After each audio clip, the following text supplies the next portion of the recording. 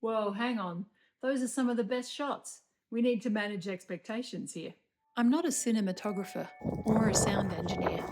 My husband is not a TV presenter or a makeup artist. But we know how to press record on an iPhone, and we love the mountains. The mountains were why we moved from Australia 12 years ago. The years were consumed by work, and life revolved around starting a business. And in one of those years, my friend Tia lost her life to breast cancer. In 2024, I would turn 44, the same age Tia was when she passed. Grief doesn't care about years. It ebbs on the shore of your mind, regardless of time. I had pondered, how might I honour my friend's life? What could I do to fully embrace my time on earth? How could I feel my life in a pure form? What appealed was simplicity, slowing down, exploring, walking a long way. The Great Divide Trail could fulfill those needs. The trail weaves along the Continental Divide between Alberta and British Columbia. We would walk the same paths as the Indigenous peoples and early explorers to the Canadian Rockies. It was a lot of preparation leading up to our start on the 28th of June. And because life is too short to be serious all the time, and Tia loved them, I packed googly eyes. We're starting the GDT. Woo! Section A started rainy, windy, and snow lingered on north faces and passes. I had mixed feelings about starting. It wasn't the pure excitement I had anticipated. Like life, you can't wait for the perfect day to start something, but it helps if you have friends to encourage you. Plus, the locals approved of our first campsite. Before lunch on our second day, I counted more than a dozen bear poops. Would this trail be all about poo? It's a little conveyor belt for your poo. Everything in Section A would be new to me. The oxidised rock above the tree line. The scars of the 2017 wildfire. The ridgelines and 360-degree views that burned into my retinas. My husband's behaviour. Day 2, I've gotten Lord of the Flies! Ah! My own behaviour. We're doing it! Woo! And that lake. What a magical place to move through. But reality also set in. Section A was one challenge after another. Day 3. Where do we go now? As our bodies adjusted to the new routine, random soreness would pop up in a different spot each day. Day 4. Cloud on the border. Da, da, da, da, da, da, da. I would catch myself looking forward to Coleman, and sometimes it was a mental game to stop counting down to a hotel room. Day 5, up, down, up, down, up, down, up, down. At least we know that when there's snow, that we're heading north. After a massive downpour, where raindrops splashed dirt into our dinners one night, I started to obsess about the clouds. We're threading the needle of this weather. Day 6, clickety clicks.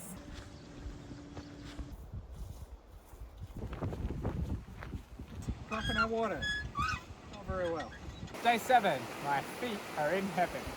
We had feet that were damp, wrinkled, pitted, and blistered. They throbbed and burned in the last 2 days into Coleman. And there were some creepy caterpillars. They say take things a day at a time, but I held a parallel train of thought in my mind. The long game of a successful through to Kakwa Lake. GDT. We're doing it. We're doing it. We're doing it. Section A was going down and we were determined. It wasn't impossible, yet the roller coaster of emotion was just beginning. Most of all, it felt odd saying goodbye to ridges and lakes. This was one-way travel, just like life. We made it to Coleman. We made it to Coleman.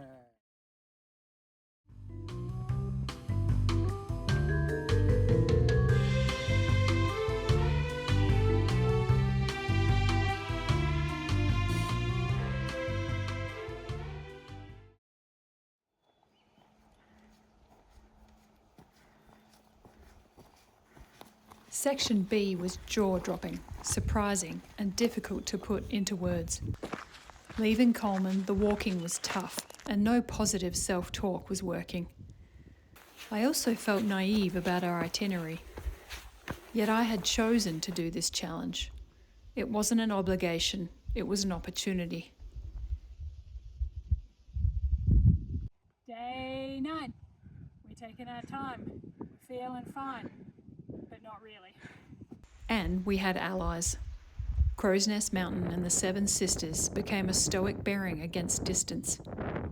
Orange paint appeared on trees and signs appeared at ATV intersections. Thanks to all the amazing volunteers who put their time and effort into this trail.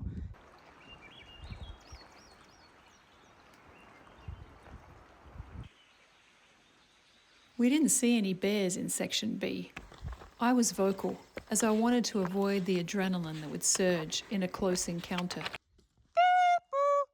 Day 10. Anywhere else I'd smell like Ken. Holy moly. This is a beauty.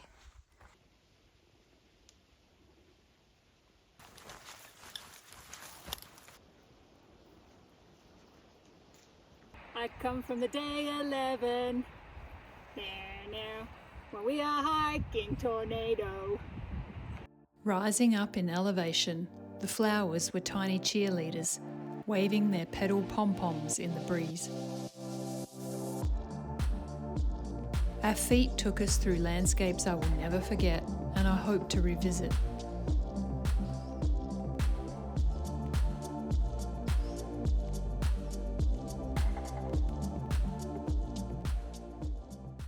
One, two, three, 4, 5, 6, 7, 8, 9, 10. Day 12. Do, do, do, do, do, do, do, do, do, do, do, do. As the temperatures climbed, we went from unintended wet feet in Section A to intentional wet hats in Section B. Good morning, Dicko. How are you? Good morning, Kristy. I'm quite well here. Well, we can see from the view in front of us that the mountains are looking very good this morning. Yes, indeed, we're having a wonderful day today.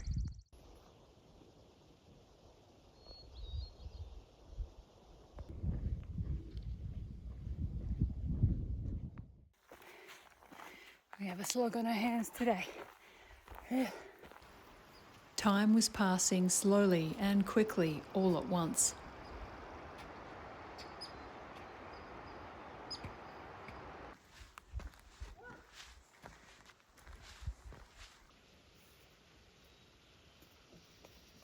Slowly, our feet didn't burn at the end of the day, and our blisters were under control and healing.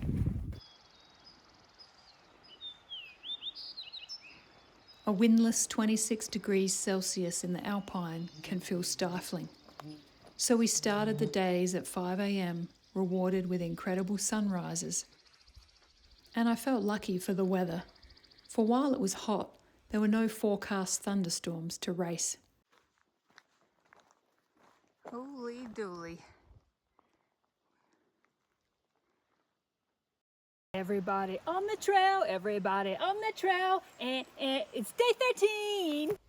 We didn't see anyone else for 3 full days in Section B, but we saw a lot of pollen. The trail turned into one massive meditation. Somehow the day started to feel normal. Matches are so soft. Wow. Buenos dias. Day 14. 2 semanas. Look at these little hats.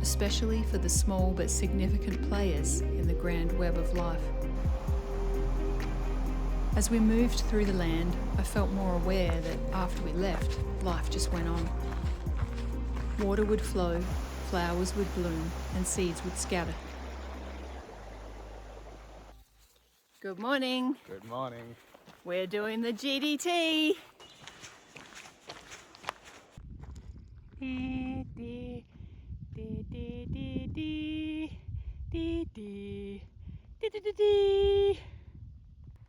Day 20. It's Assiniboine.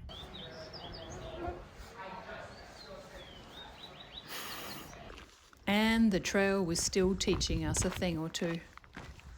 We'd assumed there would be easy access to water between Assiniboine and Porcupine.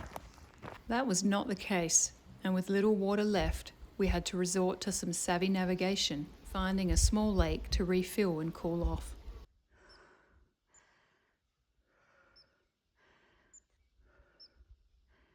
Day 21. We're having fun in the sun. Thank you, Nicholas. Thank you, Chantel. This is our amazing resupply. So what I love doing at the end of 30 Ks is stepping up high rocks. Yay! The endless beauty was overwhelming.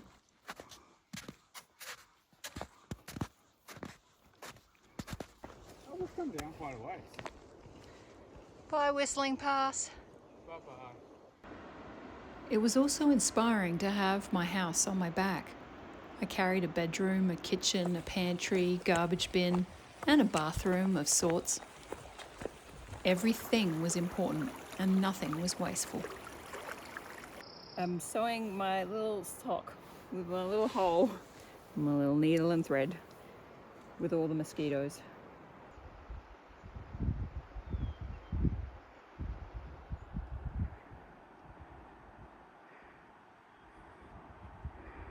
Day 22 has an orange hue.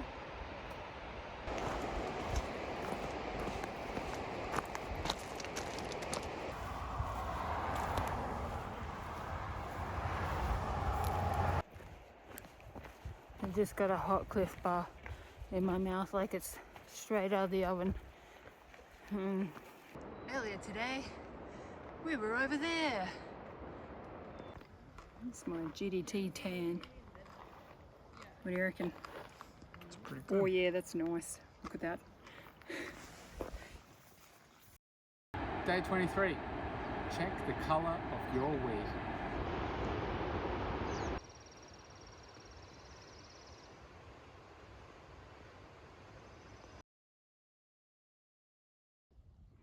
Doing the rock wall, yeah, yeah. Doing the rock wall, yeah, yeah.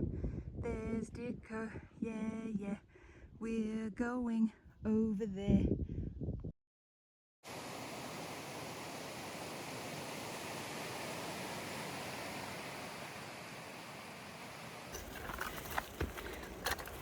It is muggy in here. Muggy, muggy, muggy.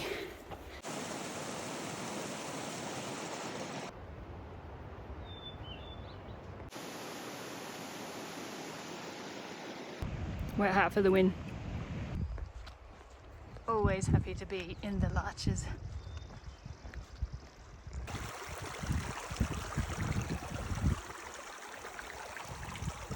And you can see the size of the trees that it's blown down in its path. And as we come lower again, you can see the avalanche has gone full path.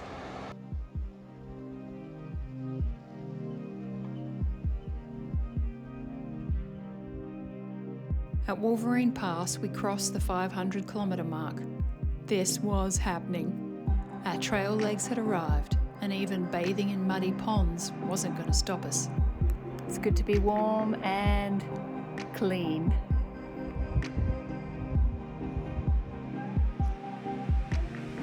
Day 24. It's 2024 GDT. You and me on the trail.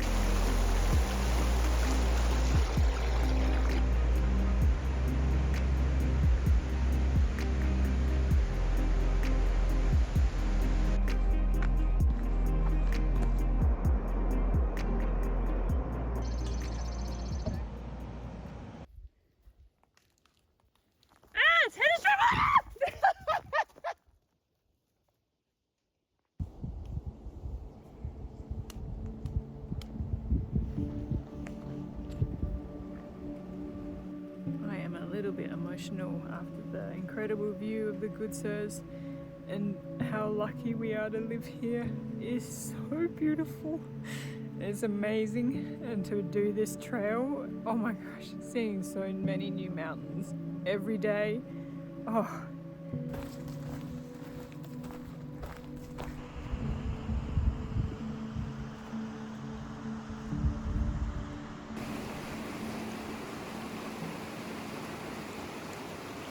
Captain Thug, day 25. We must fight to the death, or they will kill us both.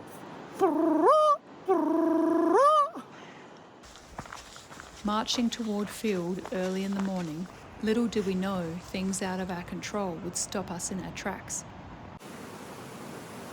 For now though, it was absolute trail bliss. Like the best moments in life, we were living entirely in the present.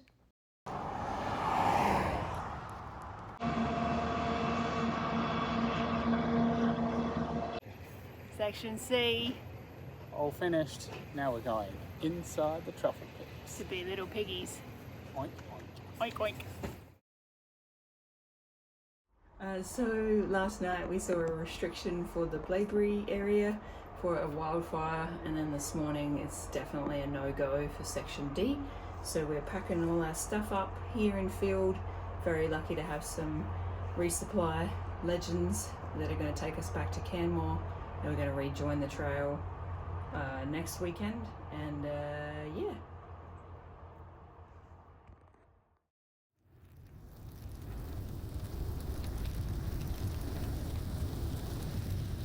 It turned out there would be no return to the trail next weekend. Within hours that day, the Great Divide Trail sections D, E, F and G were all closed due to wildfires. The interruption to our adventure was nothing compared to those who lost homes, businesses or a life. Thru-hikers from afar found themselves stranded and wondering what to do next.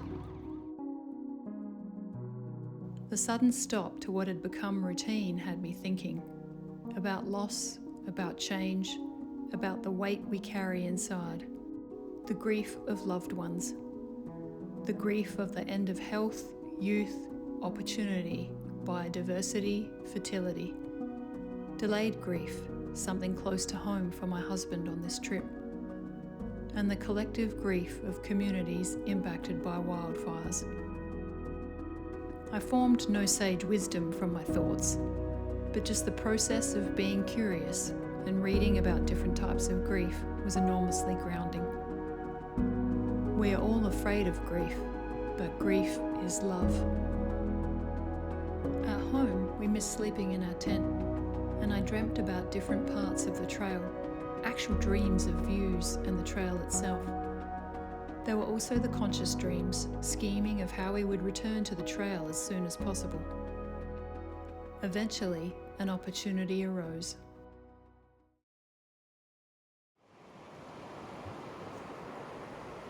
Returning to the GDT felt like a heartwarming reunion.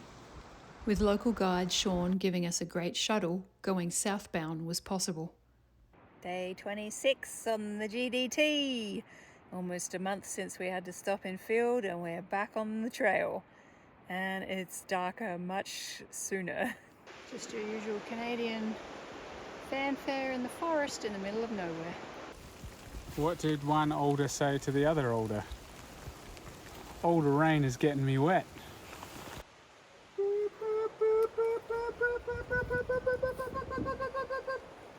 What music does the brush in Kakwa like listening to? Alternative.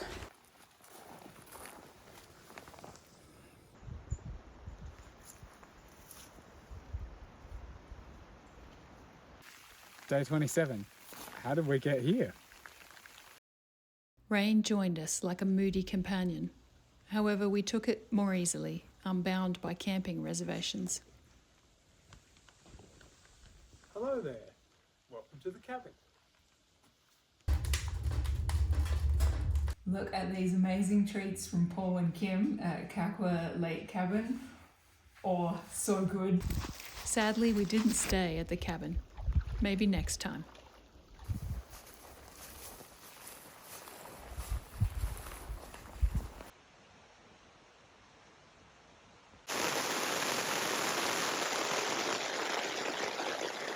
Day 28. Wanted to do 2 passes. The weather said no, no, no.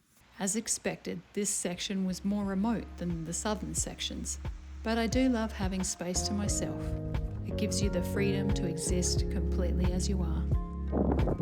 Day 29. Surprise! Beans and carrots.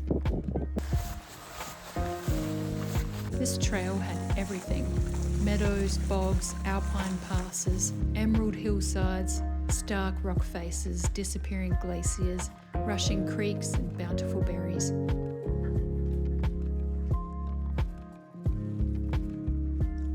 Guys, there's still wildflowers. Yay!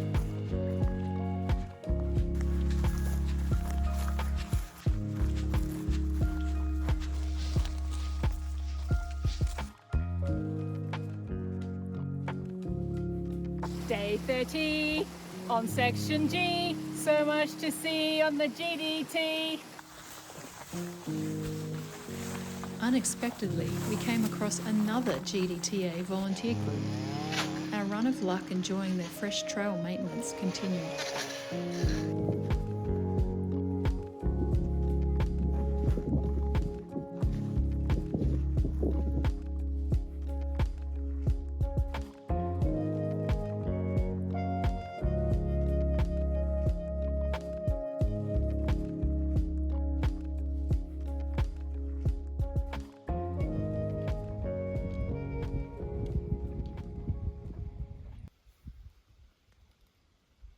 Day 31.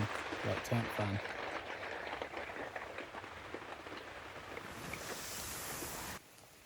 So something has been munching on our bear hang. We speculated who the claws belonged to. Porcupine, wolverine, fisher, we'd never know.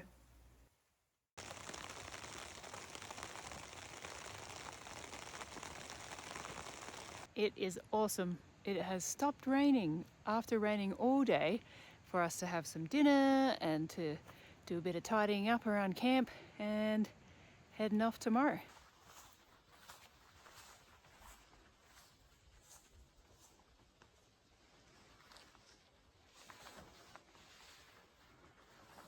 Day 32. If today was a pub, it'd be called the Sog and Shale.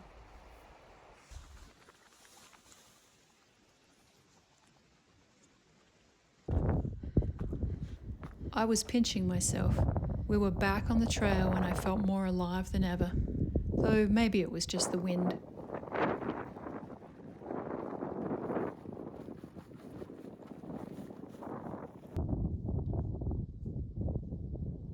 When the sun came out, so did our tent to dry, attracting the cutest visitor ever.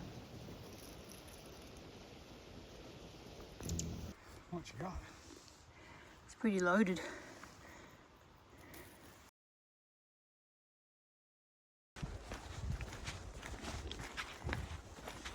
The cooler temperatures made it easier to cover ground, and we powered out a 40-kilometre day to beat a forecast snowfall.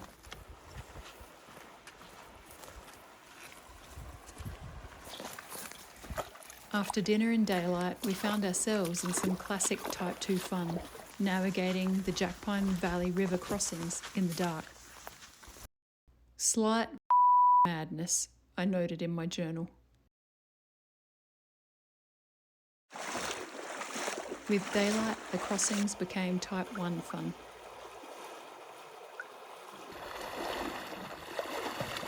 What are you doing now, Kristy? Washing the gravel out of my shoes and out of my socks. Day 33. Almost the last day of section G.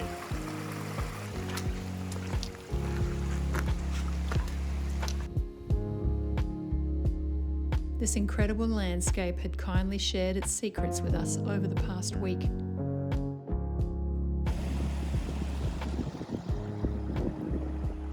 Section G lived up to its reputation as a true wilderness.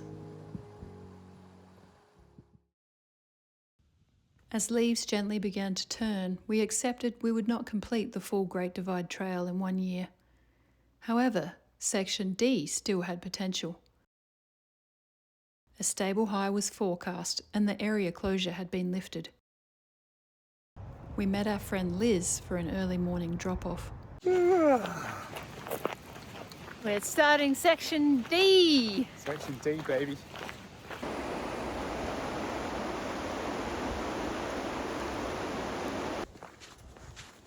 The next 4 days were pure joy. How lucky we were to squeeze in one more section. Day 34, a little bit more.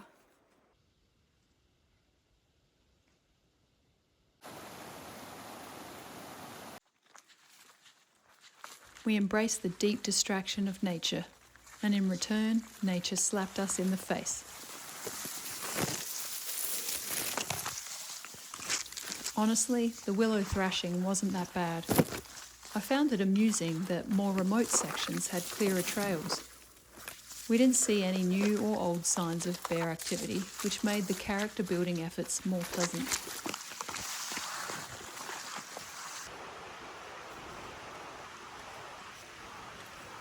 Day 35. Welcome to September. Oh, we got fun and games.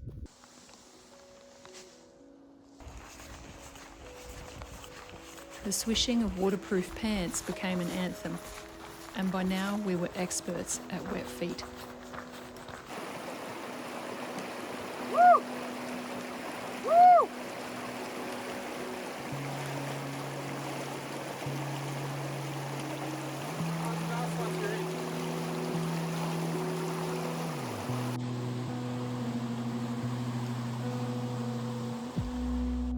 What are you doing?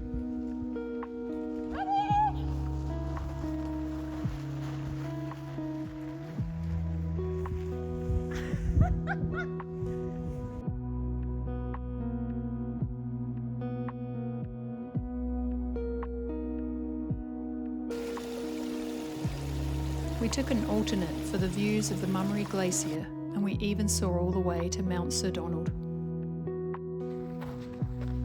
Yeah, excuse me, Canada, if you can just tone it down a bit. That is stunning.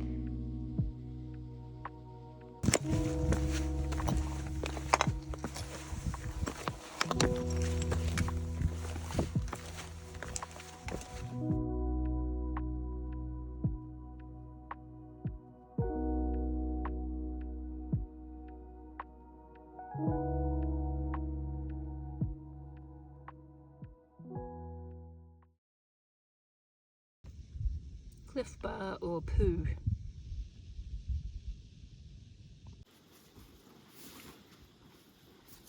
Uh-oh. This here is burnt. While we had checked the maps for what had burned, we didn't expect what we saw. On the scorched earth, the descent was smooth. There was no wind and it hadn't rained, so we felt safe moving through the charred totems. After being stopped on the trail in July due to a fire, being amongst the aftermath was a fascinating experience.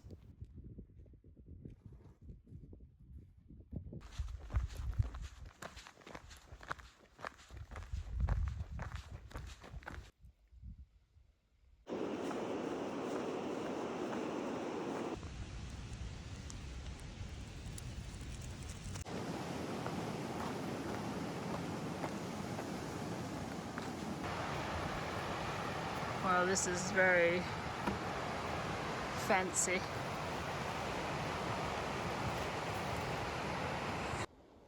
Day 35.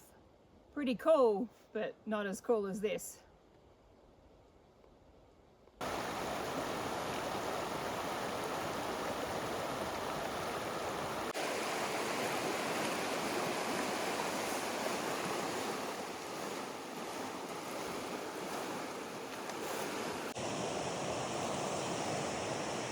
Picking their little hats off.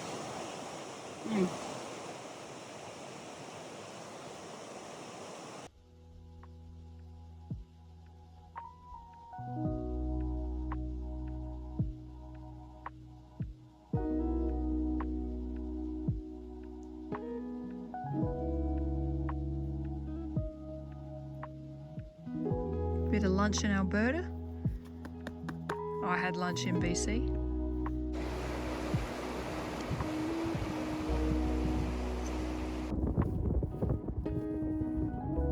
There's a reason it's called a floodplain.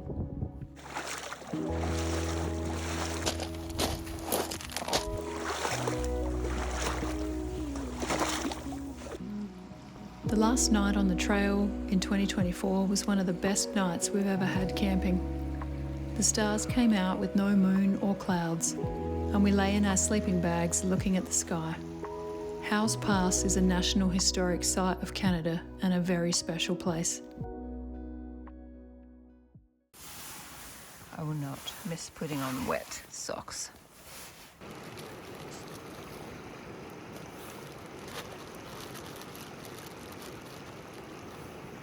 Last day on the GDT for 2024. Woo! On our final day, we navigated deadfall, water crossings, and the odd pine tree that would grab my hat.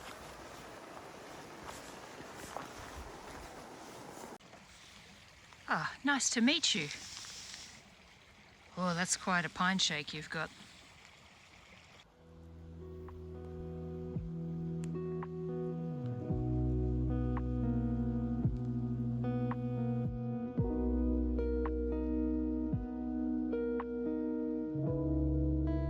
We finished mid-afternoon at Mistaya Canyon Trailhead.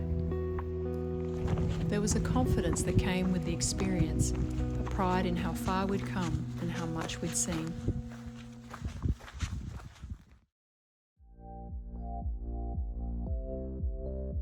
This summer we completed most of the GDT, covering more than 825 kilometres and 30,000 metres of elevation over 37 days. We look forward to returning to complete sections E and F when the wildfire-affected areas recover and trail access is restored. I had set out to feel the most alive, to honour my friend Tia, who passed at the same age I am now. The trail didn't provide answers, but it gave me space to ask better questions. The experience taught me that time, not prestige or possessions, is life's biggest luxury. And nature is an incredible healer. We found if you are grieving, time outside may be the solace you need. Plus, googly eyes make everything better. Off the trail, I noticed and cherished more small things in everyday life. The steam rising from a cup of tea, the texture of a cushion, the smell of fresh bread.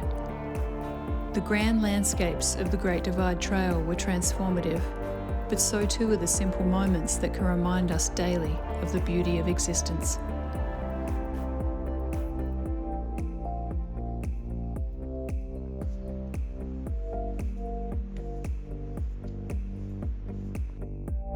On a tiny rock in an infinite universe, the fact that we are here on Earth experiencing anything at all is a gift we share against extraordinary odds.